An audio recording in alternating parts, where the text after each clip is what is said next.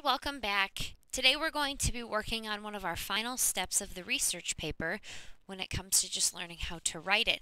Now today we're going to work on something called in-text citations. Up to this point you've done everything in previous years that we've done for the research paper. But this is a new step that we wait until 8th grade to introduce because you're almost in high school and you should have the basics of a research paper mastered by this point.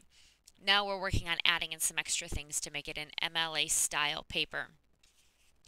So what in-text citations do is they give credit to the source right within the paper. So it is required to cite the source from where you found your information within the paper right after you write it. So as I'm typing my paper, I'm giving credit to the author of the source within the paper. So in 8th grade, because it's the first time we're doing this, we're going to cite after every sentence. Now it sounds excessive, but it will get you in the mode of in-text, that's what they're called, in-text citations. So typically, when you get into high school, if you have like a paragraph of information from the same source, you'll cite at the end of the paragraph. But because this is your first time doing it, we're going to cite after every sentence to get you into the mode of how to do it. So, if you remember when you wrote your note cards, I made you do the tedious work of you had to write the author, the source name at the top. This is the last name of the author of the source. So this is from a book by Dan Epstein. I have my note here and I have my page number. Okay, here's my website source. Biography of Mary Downing Hahn, that was the title of the website because it didn't have an author. Here's my note that I have here. Of course, I don't have a page number because it's a website. Now, I know it seemed very tedious to you at the time, but this is why I had you do that. So, when you acknowledge a source in your paper, be sure it is also listed in your works cited section.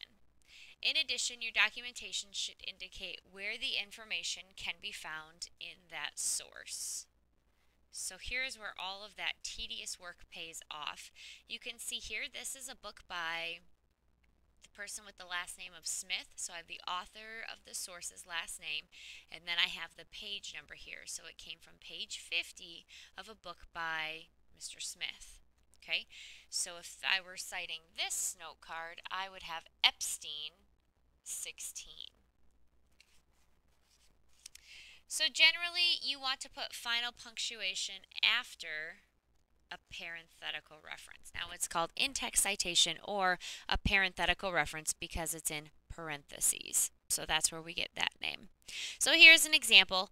Once the ACLU was notified of Scopes' intention, they came to his aid with publicity, money, and a good defense team. That comes from an author with the last name of Settle, and it was on page 45 in the book that he wrote. Now, if you are quoting directly, place the closing quotation marks at the end of the quotation. Then give the parenthetical reference and the end punctuation. So here's an example. Most Daytonians were fundamentalists. Here's a direct quote coming out here. As far as they thought of such matters at all. Now we still have to give in-text citations even if it's not a direct quote, but if you're quoting directly from a source, like you are taking it word for word, you need to put it in quotation marks. Otherwise we're assuming that you've paraphrased. Now if only part of a sentence is based on a source, place the documentation directly after the information from that source. So here you can see I have a sentence for you that comes from two different sources. Ironically, Scopes was not even certain he had included evolution in the review. So this part of the sentence comes from a book written by Mr. Ragsdale on page 35, though he believed he had. That comes from Mr. Settle on page 44. Okay? If you refer to the name of the author in the text, do not repeat the name in parentheses. So here's an example.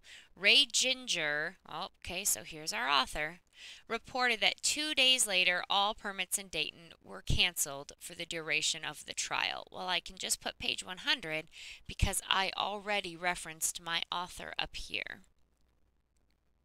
Okay. I know that you're probably like, oh, this is so much more work. But trust me, you'll be doing this for the next 4 or 5 years, so this is a good time to get used to it. If the website has no author, use the first 3 words in the title of the article or website to cite the information.